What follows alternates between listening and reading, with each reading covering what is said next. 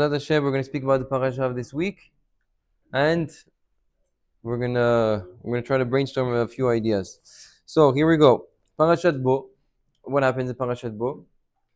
Parashat Bo is Hashem tells Moshe, Bo el Paro, come to Paro. Why? It says over there, I need a chumash. Anybody can give me a chumash? Nah, he's gonna give me a chumash. Okay. It says over there, Bo el Paro ki ani chbadeti et libo, because I hardened his heart. Come to Paro because I hardened his heart. And then it says, Leman shiti otodai ele bikirbo, in order for me to put my signs, kilu his miracles, on Paro. And it says, Leman tisaper beoze bincha ubemincha, and to say it over to your sons and to your grandsons. Okay, so what I did to Mitzrayim. So this is a very interesting pasuk. Why? Because we're holding now at which makkah? Makkah Tarbe, the makkah of the locust, and the locust, the grasshoppers, and we already passed 7 makot, 7 different makot already. So what is Hashem telling Moshe? Bo el Paro. It's very like weird. He's been sending Moshe for a long time already. So he's telling him, guys, we're going to start a new paragraph. Bo el Paro, come to Paro. What do you mean? I've been doing that for the past, 7 makot. It wasn't like a whole fancy introduction. Bo el Paro, starting a whole new era of coming to Paro. What do you mean? What's going on over here? That's question number 1. Question number 2 we have to understand is how can you tell Moshe, Bo el Paro ki ani chbadeti et libo, I hardened his heart?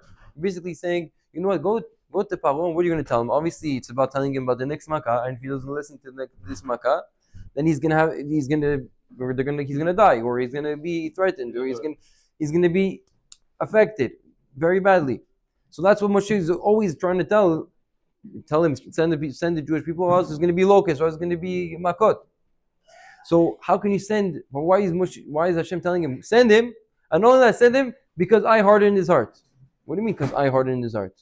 How's that a possible mission? You're telling it's a mission impossible. I hardened his heart. He's not going to listen to you, so go to him. What do you mean? So why are you sending me? It's a good question. No, why sending me? What do you mean?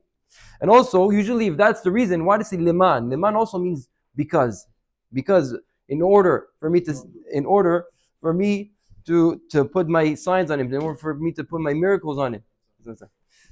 So interesting. So why is he sending him? In order for Hashem to put the signs on him, in order for Leman to in order to say it over to his children, to give over to the generations. Which one is it? Is it because he hardened his heart? So these are things that we have to understand about that pasuk. And then it says, we have to understand also that Makkah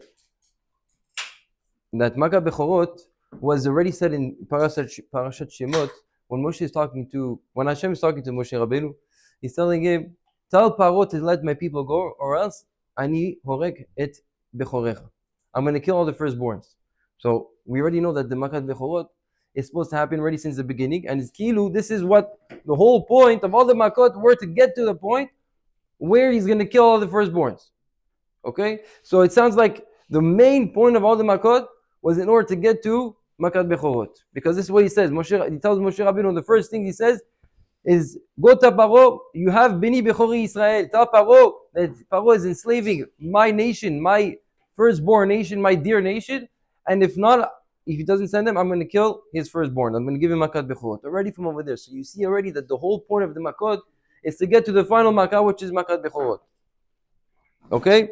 So that's another interesting thing that we have to understand. What's about Makat Bechorot? What about this Makkah, killing the firstborns? How does that have to do? How does this show us a purpose? Like a person just getting killed on the firstborns, how is that showing us a purpose? And then he says over here, we have a few mitzvot coming up. In this week's parasha, there's mitzvah of Pesach. We all know that there's the mitzvah of Pesach. What would we have to do Pesach in Mitzrayim? What was the Pesach look like? We had to take a sheep. We have to tie it to to the bed, and make sure that it makes a lot of noise around the house. It's going all around. Why? Because this was their gods. The sheep was their gods. They were serving the sheep, which is the zodiac, the sheep. They were serving. It was the firstborn. It was the first. The first zodiac of the strongest one, and they would serve it. And when we take the sheep, we were going to slaughter it in front of them to show, your God is worth nothing. You can't worship him. We're going to slaughter him. That was this point of doing this of doing this taking the sheep in front of them, which is their God, and showing that their God is worth nothing. And then we have that they have to eat the Korban Pesach. They have to eat Korban Pesach on the 15th of Nisan. They have to eat. How do they have to eat? It says over there they had to eat it with their clothing on, with their shoes on. They had to be girded up. They have to have makechem biyetchem. They had to have their staffs in their hands, ready to leave. And it says over there, "V'achatem oto bechipazon." They had to eat it in a way that will be rushing. That means that you're not here like comfortably eating it. You have to eat it quickly. Rushing, like you rushing out. Well, not like a nice comfortable meal. You have to eat it in a way that's bechipazon, meaning like okay, we have to eat it, and this is our mitzvah we have to do, and we have to get out of Mitzrayim. So that was the way that they had to do. So what's this understanding? What's Pesach about? First of all, what does Pesach mean? What's the translation of Pesach? Anybody know? Pesach. Why? Because it says Al Shepasach Hakadosh Baruch Hu Al Date Israel. That Hashem passed over. Why do we say passed over? What's Passover? Hashem passed over. He skipped over the houses of the Bnei Israel. Why? Because we had the dam, we had the blood of the Korban Pesach on the doorposts of each house of the Bnei Israel, and that was Hashem. What a kilu, a sign, just to say it was a sign for Hashem that He shouldn't go into this house and to not kill the Bnei Israel that are found in this house. So that was the point. And so Pesach, you see, is to skip over. And when a person skips over, what does he do? He goes faster usually. Usually he's faster, right? When you're hopping around, and you're not walking, you're hopping, hop. Ça fait plus vite que marcher régulièrement, right? It happens faster. So therefore, Pesach gives you this understanding of something to do with going faster. With that, so you see that with the way that they ate it, also you see also. Now there's another point you have to know, that we have the obligation to eat the matzot on Pesach. And the matzot also, it says ushmatim et matzot. You have to keep the matzot. And it says in Midrash over there that it says you have to keep the matzot. Don't say the matzot, the mitzvot, which is the similar letters. Mitzvot and matzot have the same letters. And it says over there, keep the matzot. No, don't say the matzot, keep the mitzvot. In other words, keep the mitzvah the same way you will keep the matzot. The same way that the matzah, you're not allowed to leave it become chametz. You're not allowed to let it rise. Why does something rise? Because it's not being moved. Something that's not being moved, the dough that's not being moved, just sitting over there. So it rises, it chills, it rises. But when you have something that's constantly being moved, it's on the move constantly, it doesn't have time to rise. So the same way that by dough, you don't give it any time to rise, because that's the matzah, that's the mitzvah, to not give it any time to rise, by it moving. So too, you also, when you accomplish the mitzvah, when you do the mitzvah, you should do it also in a way that you're not chilling, you're not like doing it relaxed. You're not, when the mitzvah comes to in your way, you go straight at it. You don't let the opportunity just wait and just rot. You don't let it. That's what it says over there. So you see, this whole concept of Pesach is gravitating towards something that has to do with constant moving, being faster, and being more swift. So this is some point that were interesting. So now we have to understand. Well, we have to understand something. So when the Bnei Israel left Egypt, how did they leave? They left Egypt when they didn't even make anything. They didn't prepare any food. They didn't prepare any like sandwiches. Didn't have anything. What they had just a backpack with dough inside, and that dough was supposed to be baked and made in the matzot. However, what happened is that they left Mitzrayim, and the dough cooked on their back, and that's what it says in the end of the parasha over here, that that in order to leave Mitzrayim, in order to have Yetziat Mitzrayim, they had to leave bechipazon. They had to leave with doing it quickly and swiftly. So there's two things in life, in a situation. There is the sumira, when a person wants to get out, when a person is in his Mitzrayim, in his own problem. There's two things that he has to do. He has to do, first of all, sumira, remove himself from the bad, And the next thing is aseh tov. You have to do the good. So the way that you remove the bad is first you have to acknowledge the issue. You have to acknowledge the problem, and once you acknowledge the problem, now you're able to move forward and to act positively. So you acknowledge the issue, and now you can act. Okay, what do you have to do next? And this is what the first seven makot were. The first seven makot was about acknowledging. It says that in the makah in the previous parasha, it says v'samti pedud ben ami and ve'amitzrayim. I'm going to put a difference. The whole point of the makot up until makah number 7 was in order to put a difference between the Mitzrayim, to show that there's a big difference. Because why? The Bnei Israel were also doing Avodah Zarah. Since the Bnei Israel were also doing Avodah Zarah, so it was like if the Bnei Israel were also kind of joining the Mitzrayim, and we weren't able to tell a difference between the two. That's why the negative Malachim, they were saying, I don't understand. Why could you? How come you could? What's that? He says, why? How come you could? How could you save the Bnei Israel? They were serving halalu ovdei avodah zara ve'halalu ovdei avodah zara. There's the Mitzrim are ovdei avodah zara. They're doing avodah zara, and the Jews are also doing avodah zara. So there's no difference. Yes, but it doesn't matter. The point is that they still had a different lineage than Mitzrayim. Mitzrayim came from Ham, right? And from Noah's son Ham, we came from Shem, right? We have a whole different, and then Avraham, right? So we have a whole different purpose, and we already spoke about this. Because if your question is really, how can you say that Mitzrayim, how can you say that the Jews did Avodah Zarah, which is something negative?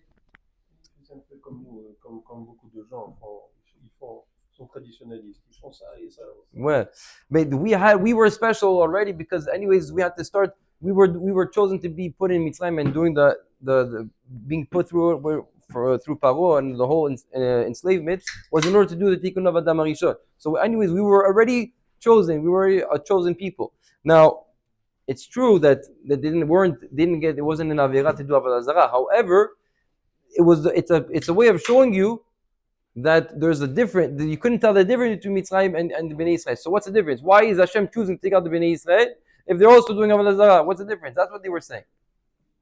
Okay, so that's what we had to do. Hashem had to put Samti Pedud, had to make a difference. How do you make a difference? By sending the Makot to the Bnei to Mitzrayim, by sending them the Makot. This is what made them different. It showed that only the Makot were only going on the Egyptians and not going on the Jews.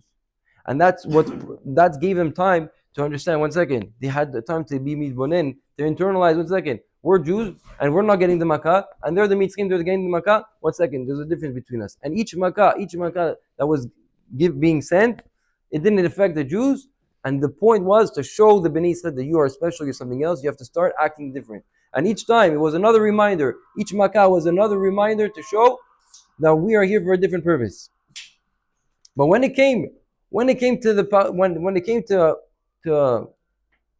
this parasha, Bo Paro, as we all know that Paro, he's hardening his heart. He's not allowing the Jewish people to leave. After every single makkah, he says, take out the makkah. He tells Moshe Rabbeinu, pray for me, take away the makkah. And then after, when the makkah goes away, no, don't take it away. What's going on? Paro, every single time. At a point, at this week's parasha, it says after Makat Barad, what does he say? The Barad, is the hill, the fire and the hill going down. After that Makat, Hashem says to Paro says he's completely impressed by this Makat. He says, Ata Tzadik, Hashem Tzadik, Hashem is the righteous, V'ani ve'ami arishayin, and me and my nation are the wicked. That's what Paro says. And then what happens? Hashem hardened his heart. It says, "Vaychazek Hashem et lev Paro, v'yachbed Hashem et lev Paro." Hashem is the one that hardened his heart and didn't want to let the Jews. That he made that Paro didn't let the Jews leave. Why? Why did Hashem do it for him? Hello, don't we have free choice? Paro said that he's going to let them go. So he's going to let them go. So if it wasn't Hashem's intervention that made it that he turned Paro's heart hard and said, "No, you're not letting the Jews go." So Paro would have let the Jews go. So how come Hashem can intervene and not allow Paro and in order to make Paro suffer more? How can that be? It's not free choice. I chose good. Now you're telling me no? So the answer is no. It's 100%. Because once you do the Avera once, twice, 3 times, 4 times, That's it. Hashem takes away the opportunity to do tshuva. You have no more. You already proved yourself that you're not worthy of doing tshuva.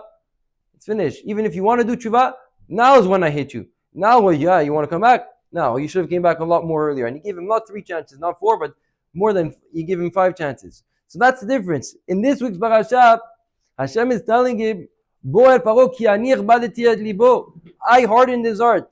Meaning the point now is a new point. The point of sending Moshe to Paro now, the point is to start a new project. It's just leman shiti ototai. It's ani ichbadeti et libo. I want to harden his heart, and I want him that he shouldn't let the Jews go. Why? In order to show your children what's happening now. This is the message. What's this message? What's going on at this point? So he's telling him, what's these makot? Makot, the locust. Locust is also something that goes fast. Locust, it eats everything. It's always on the run. There's no stopping. The choshech, what was makat choshech? That's the next makkah that comes after. What is it? Darkness. Darkness for the Mitzri is showing that it was at a point where they couldn't even move.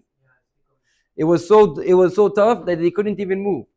And what's the next one? Makat Bechorot. And the way that Makat Bechorot was presented, which is the highest of the Makot, which is the point of the Makkah, which is like all the Makot that Hashem sent was in order to get to here. Why? Because Paro himself was also a Bechor. The point was to show that Hashem is skipping over. That means Hashem could have told them, hey, why should Hashem skip over everybody? He should tell them, guys, the Jews start migrating to Chagall Hall. Everybody goes into Chagall Hall, or everybody goes into some huge area. Just only the Jews start migrating there. I'm going to start killing all the firstborns on the other side. Okay? So that wouldn't require any skipping, right? Why did Hashem make it that He told them, no, I want you to do the Korban Pesach. I want you to take the blood, put it on the doors, and then I'm going to come into Mitzrayim and I'm going to see your door. I'm going to skip your door. Why? Because you have the blood on your door, and I'm going to kill the Egyptians. Why? Just tell them to go over there. No skipping. Go there, kill everybody, come back to us. Why did Hashem make it that He wanted us to be inside their living space in order for Hashem to skip? Because Hashem wants to teach us a new lesson. We had the first lesson was the first set of makot, the first set of the 7 makot. That was all v'samti pedud ben ami, to show that there's a difference. And that's the first thing. They have to know that when you're in a problem, when you're in an issue, when you're in a Mitzrayim, when you're in a galut, when you're having a hard time, you first have to make a difference. You have to start calculating. What's this? What's that? You first have to take a time to internalize what's going on around you and why and what's going to be your plan of action. And then there's the second part, which is Aseh Tov. Now we have to get out. Now you have to get out of the Mitzrayim. Now you have to leave. How are you going to do that?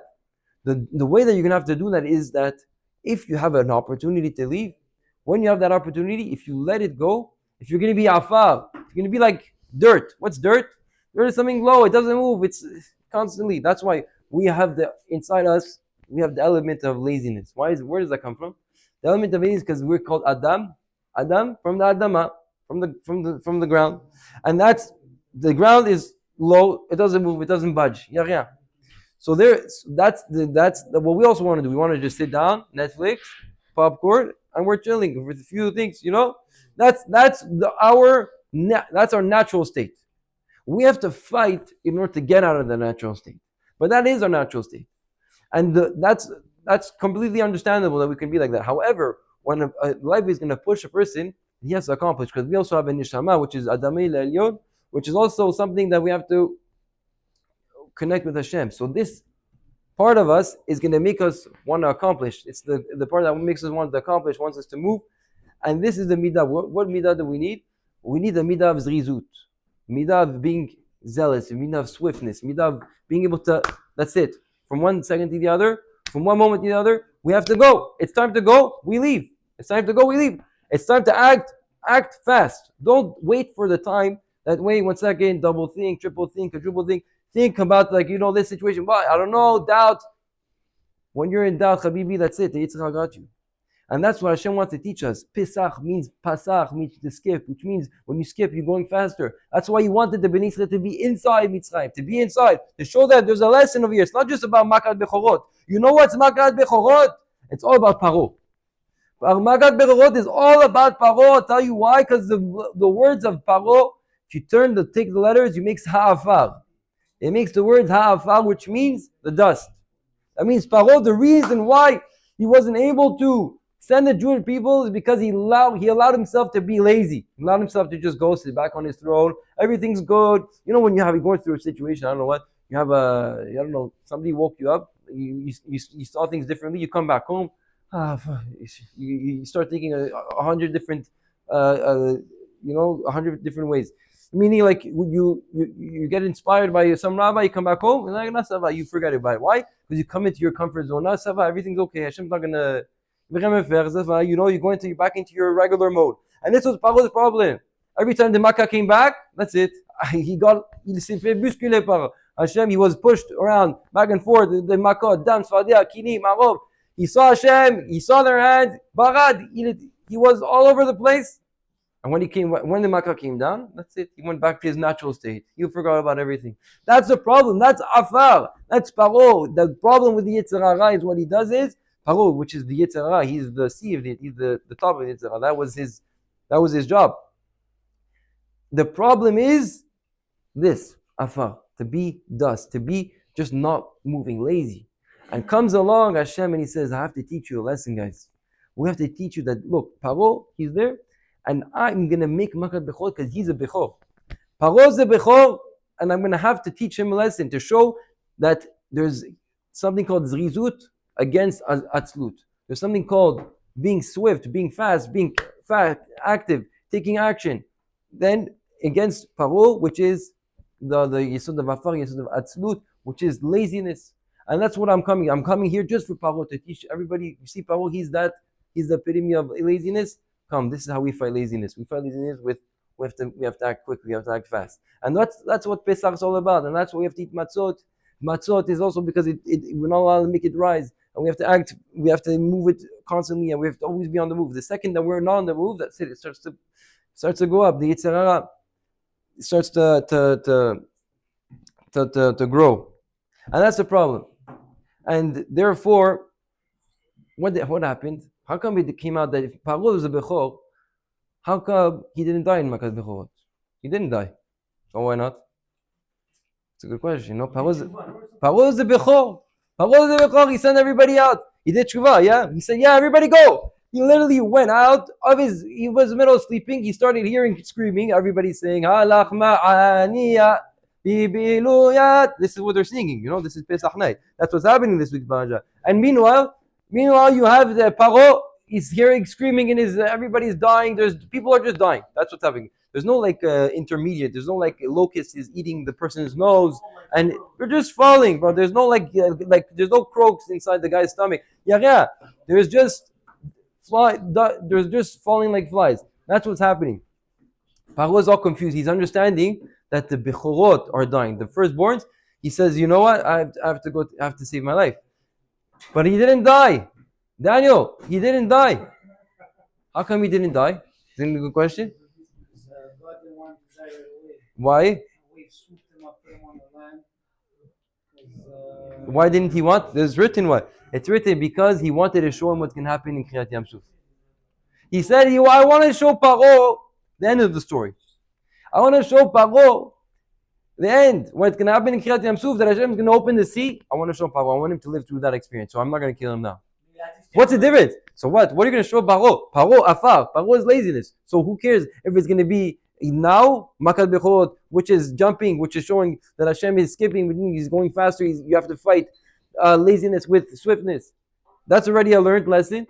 So why are you waiting till Kriyat Yam Suf? Answer is because how did the Kriyat Yam Suf happen? Daniel Yosef. How did the Kriyat Yam Suf happen? The story Daniel Yosef? Daniel Yitzchak. How did it happen, Daniel Yosef? Yosef! Rabotai, listen to this. No, the way it happened.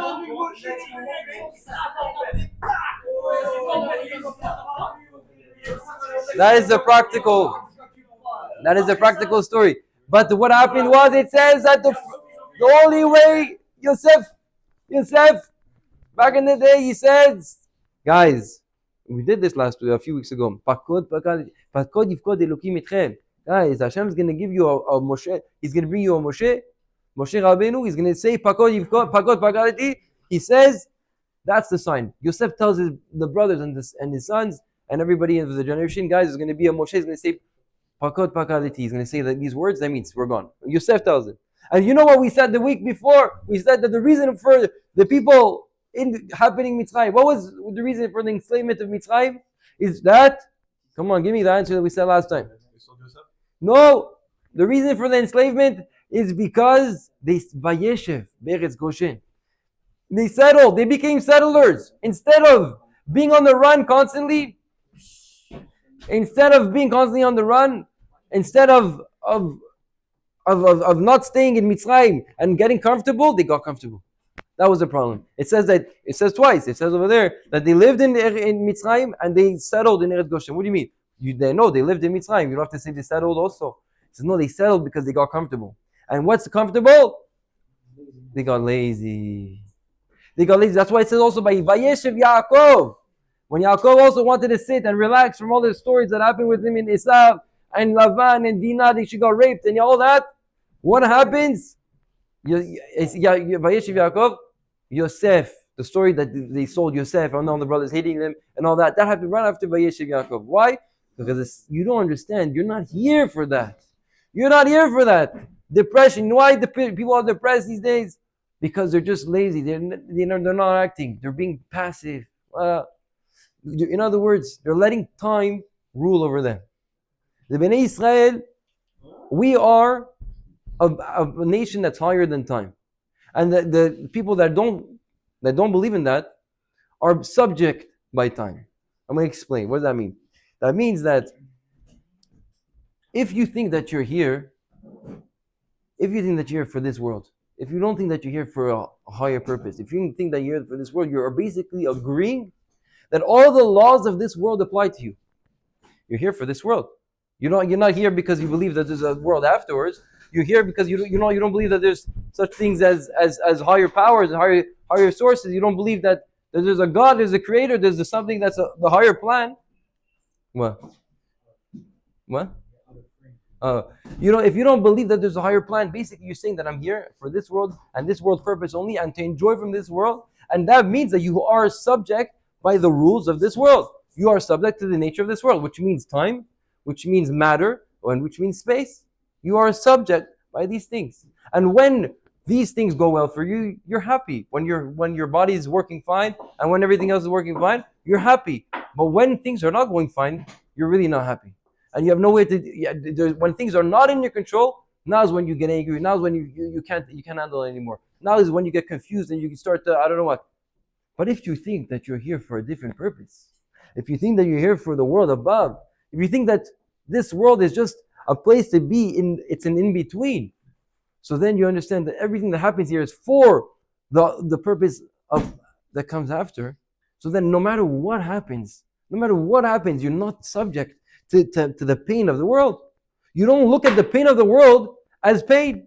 You don't look at the stories, the problems that happen to you as problems. You look at them as opportunities of growth, of self-development, of challenge, of this is what you look at this world.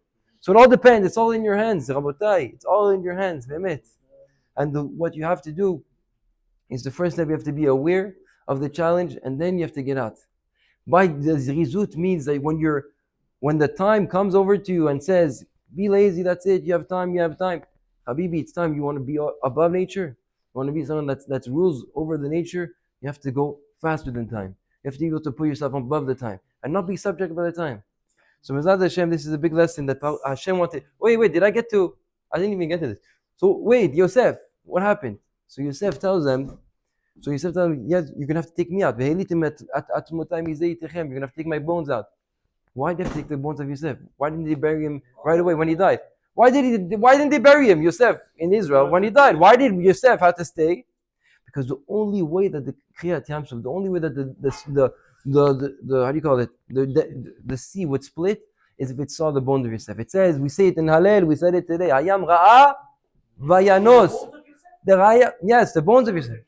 No, the bones. Because it says Hayam Ra'a Vayanos. What did it see? It saw Vayanos. What does that mean? The Vayanos of when Yosef was in the house of Potiphar, in the house, and the wife of Potiphar was trying to entice him to go sleep with him. What did he do? It says over there the word vayanos.